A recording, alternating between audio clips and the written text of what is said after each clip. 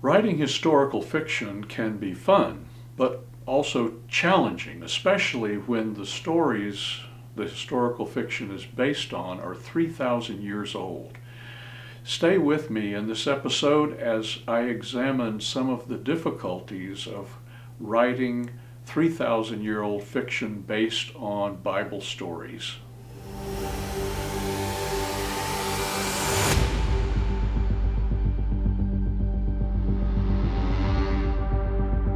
There are a great many difficulties involved in writing fiction that is from 3,000 years ago.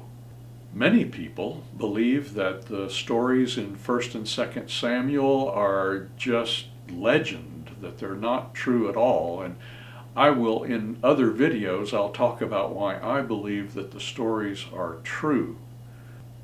The reason I'm doing this YouTube channel is because I'm writing a series of novels called Age of the Kingdom, about the time when Israel was united under King Saul, King David, and King Solomon.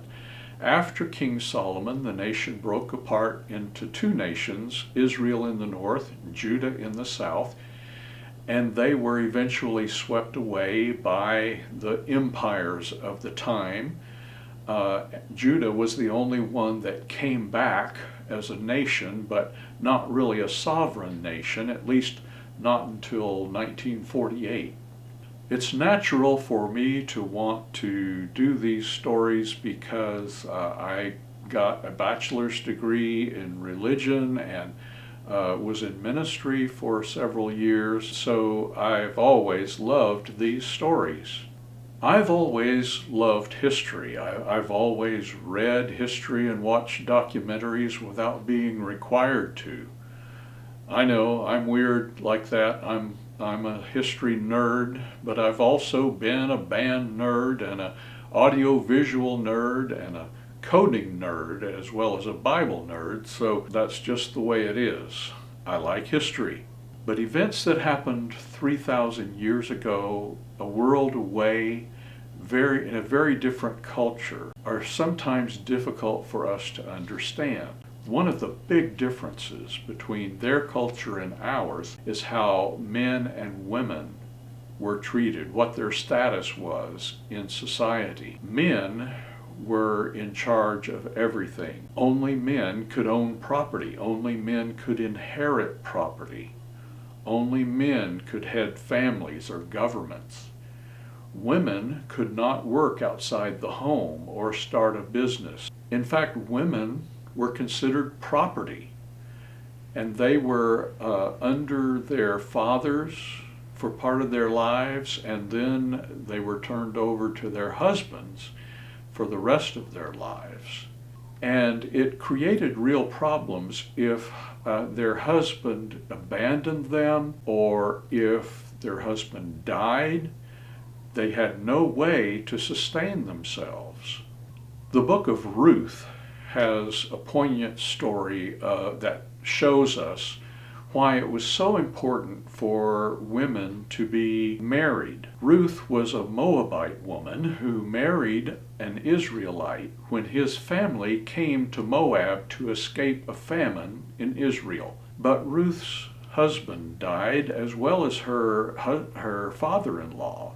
So both she and her mother-in-law, Naomi, were left as widows. And Naomi decided to return to Israel, and Ruth went with her. But they could not sustain themselves, and so Naomi hatched a plan and talked to her near relative Boaz about marrying Ruth. And Boaz cooperated and married Ruth. And so that ensured that Ruth and Naomi were taken care of. Now, this was an important union because Boaz and Ruth had a grandson named Jesse, and he had a son named David, King David. But it was even more important because another descendant of Ruth and Boaz was Jesus Christ. So it was an important union indeed, and one that was made necessary because a woman could not hold a job or start a business. There are many other differences with that culture and ours, having to do with personal and family honor, and it's often difficult for modern readers to understand why people did things like they did. One of the reasons that Naomi chose Boaz to pair with Ruth is because he was a near relative, and that relates to another practice that's difficult for us to understand, Levirate marriage. And here's how that worked. If a firstborn son failed to have a son, then it was the responsibility of his brother, the secondborn, to impregnate his widow so that a son could be born to carry on his legacy and to inherit the family wealth. So the son born would be the heir of the firstborn, even though the biological father was the second-born son. It's cringeworthy, I know, but that was the practice back then. And there's a tragic story in Genesis 38 about Judah. Judah was a son of Jacob, one of the 12 sons of Jacob, and became the name of one of the 12 tribes of Israel. And he had a son who was married to a woman named Tamar. And Judah's son died before he had a son. And so Tamar was left without any options. She didn't have a way to support herself. She expected that Judah would tell his second son to have relations with her and produce offspring. But Judah didn't. In fact, Judah had 2 other sons, and he did not make either one of them perform their duty under Levirate marriage.